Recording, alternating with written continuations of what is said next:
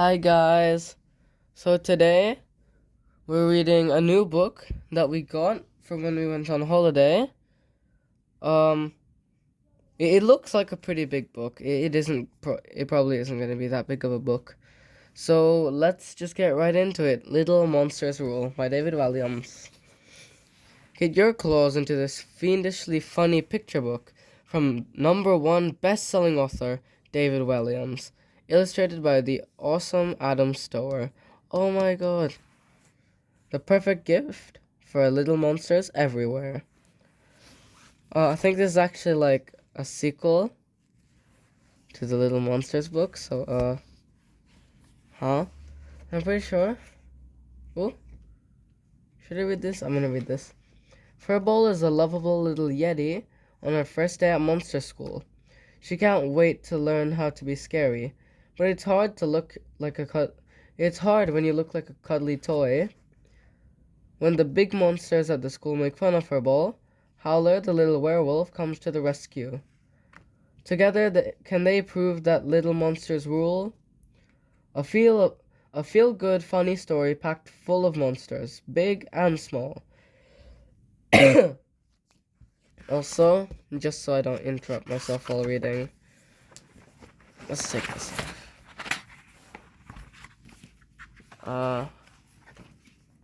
Because this is one of these books that have a cover over there, over what's under.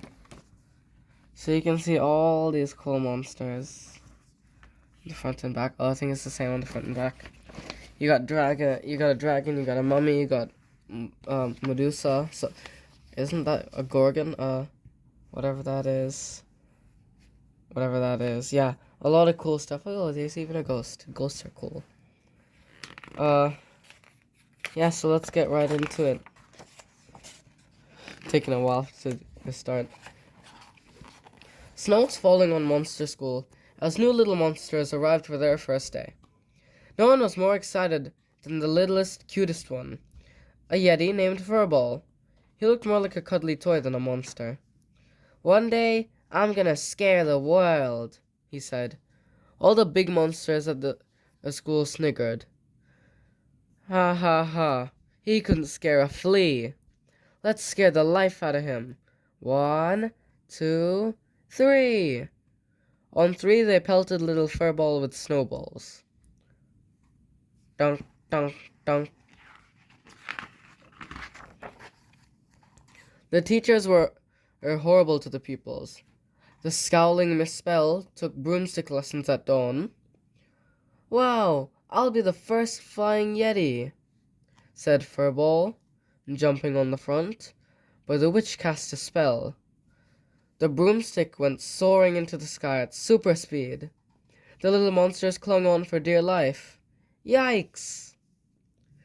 As the broomstick did a loop-the-loop, all the little monsters fell off. Wallop. I don't know how to make that noise. Ah! They cried before landing in a heap on the snow, with poor Furball at the bottom.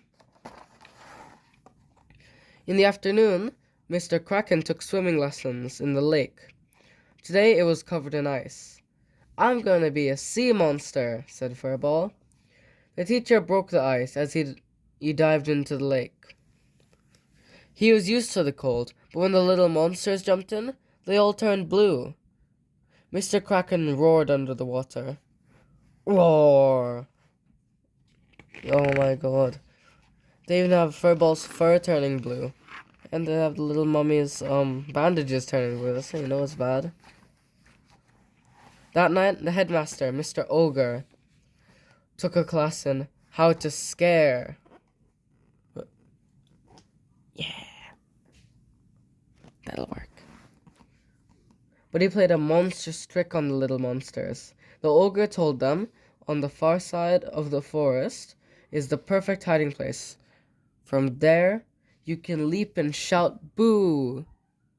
Actually, why don't I just move him there? Yeah. Zoom in. Yeah, that's fine.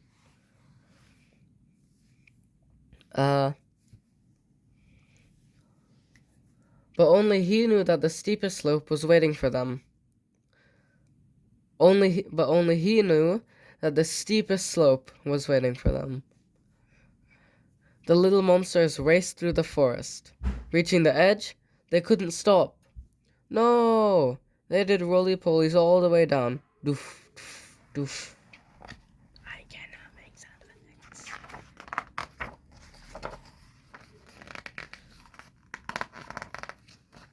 The big monsters were even more horrible than the teachers. They fooled Furball into climbing a tree to get their ball back. I'll get it, said the Yeti, keen to show off his climbing skills, but when he was at the very top, they catapulted him into the sky. Aha! The little Yeti flew for miles. Whoosh. But what goes up must come down, and come down he did, at top speed. Fortunately for Furball, his fall was broken by a huge pile of snow. The pile was in the playground of Howler's new school. Howler was a little werewolf with a very high howl. Woo-hoo! So high that he'd been thrown out of monster school for not being scary enough. Instantly, Howler stopped building his snow wolf and dashed over to dig the little Yeti out. It was dress-up day at the school, though Howler had no need to dress up as he was a werewolf. You must be from monster school, said Howler, hoisting Furball out of the snow. The little Yeti nodded. Do you want to tell me what happened? Furball told Howler the whole sorry story. I can't wait to become a big monster so I can pick on all the little monsters, said Furball. No, replied Howler firmly. If you do that, the horribleness will go on forever. Howler gathered the kids in the playground by howling. Ooh! I can't do that. Will you help me turn a nasty school nice? Yes. But how would they do that? Under the cover of darkness, the little ones traipsed through a snowstorm to Monster School. They scaled the wall before climbing through an open window. Next, they tiptoed down the stone steps to the little monster's dormitory.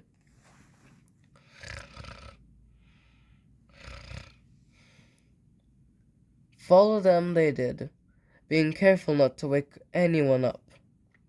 Zigzagging along the maze of hallways, Howler found... Oh my god, oh my god, oh my god. It's oh my the school hall. Yay. Are you sure we should do this? Whispered Faintball. Furball, we could get into big trouble. Don't be scared, replied Howler, taking his hand. The werewolf's heart was pounding. He was frightened too. Once inside the grand hall, they set to work, decorating the room with paper chains, blowing up the balloons, and laying out the fizzy poppin' cakes. It was party time. What the heck? The little monster band began their first rock song. The noise was deafening. Howler was the perfect lead singer. His high voice sounded so cool with the wall of noise. Woo, woo, woo. Oh my god, what?